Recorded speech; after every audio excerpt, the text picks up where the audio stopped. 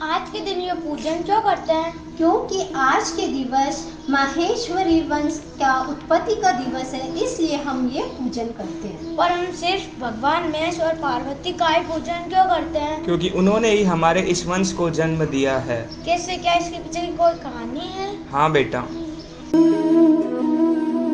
गांव खड़ेला में खड़गल सेन राजा राज्य करता था। उसके राज्य में सारी प्रजा सुख और शांति से रहती थी। राजा धर्मावतार और प्रजा प्रेमी था, परंतु राजा को कोई पुत्र नहीं था। इसलिए राजा और रानी चिंतित रहते थे। राजा ने मंत्रियों से परामर्श कर पुत्रेष्ठ यज्ञ करवाया। राजा ने श्रद्धापूर्वक यज्ञ करवाकर ऋषियों से आशीर्वाद व वरदान मांगा। ऋषियों ने वरदान दिया और साथ साथ ये भी कहा कि तुम्हें जो पुत्र होगा वो बहुत ही पराक्रमी होगा, वो चक्रवर्ती राजा होगा, परंतु 16 वर्ष की अवस्था तक उसे उत्तर दिशा की ओर न जाने देना। राजा ने यह स्वीकार किया।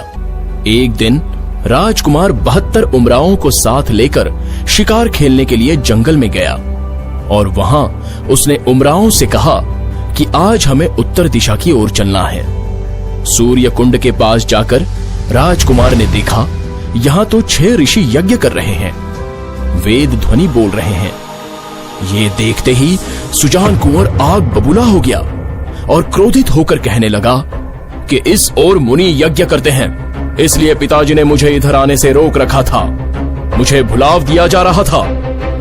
उसी समय उसने उमरावों को आदेश दिया, यज्ञ विध्वंस कर दो और ये यज्ञ सामग्री नष्ट कर दो। उमरावों ने आदेश पाते ही ऋषियों को घेर लिया और यज्ञ विध्वंस करने लगे। ऋषि भी क्रोध में आ गए और उन्होंने श्राप दिया कि सब पत्थरवत हो जाओ। श्राप देते ही राजकुमार सहित सारे उमराव पत्थर के हो गए।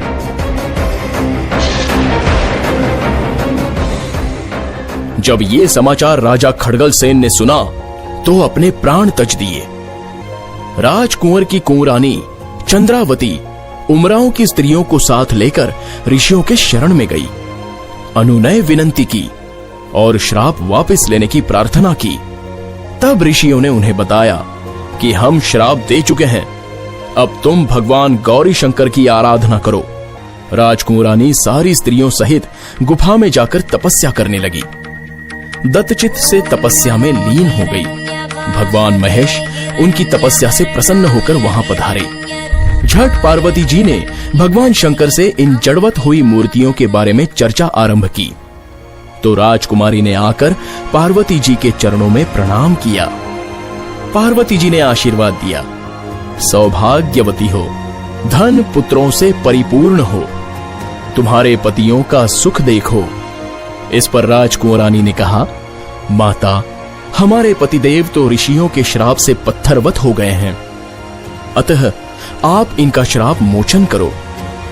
पार्वती जी ने भगवान महेश जी से प्रार्थना की कि महाराज इनका श्राप मोचन करें, इन्हें मोह निद्रा से मुक्त कर चेतना में लाइए। इस परम भगवान ने उन्हें चेतन कर दिया।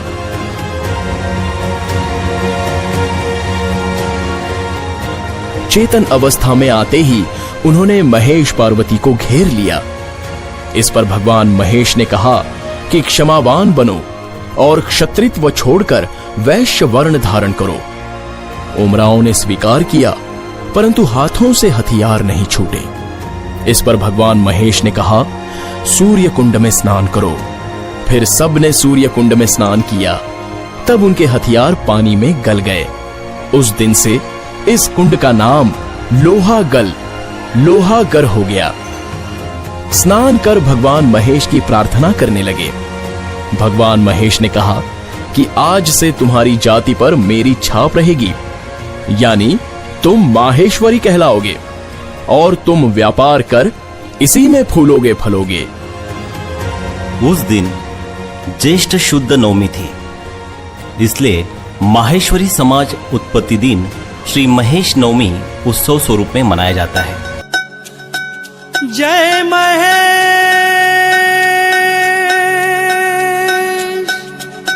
महेश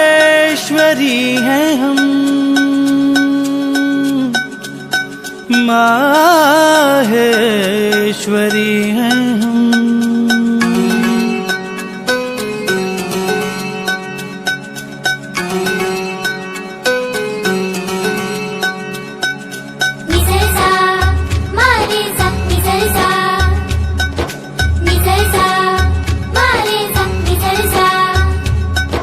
शिव सत्य है, शिव ही है सुंदरम, शिव से है सारे हैं सब में शिवम।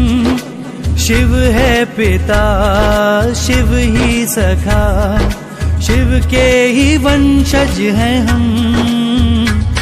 माहेश्वरी हैं हम, माहेश्वरी हैं हम, माहेश्वरी हैं हम, माहेश्वरी हैं हम। दोहरा धरती का मान बढ़ाया, देखो कण कण में नाम है छाया। कोई बैर नहीं, मन में भेद नहीं, चले पश्चिम से हर दिश कदम। माहेश्वरी है हम, माहेश्वरी है हम, माहेश्वरी है हम, माहेश्वरी है हम। नारी शक्ति ने साहस दिखाया और युवाओं में जोश जगाया। शिक्षा दर है बढ़ी, बेटी घर घर पढ़ी, संस्कृति से जुड़े हर कर्म।